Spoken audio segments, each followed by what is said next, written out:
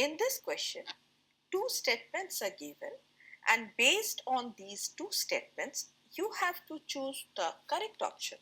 Statement 1. Fatty acids and glycerols cannot be absorbed into the blood.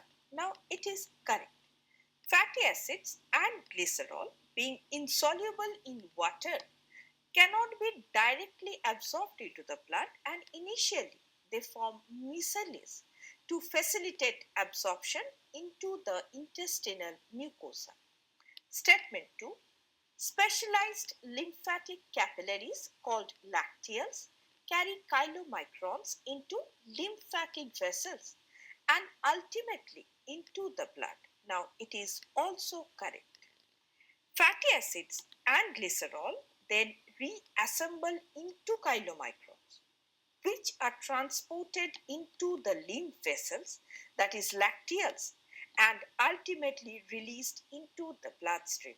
Hence, the correct answer is option D.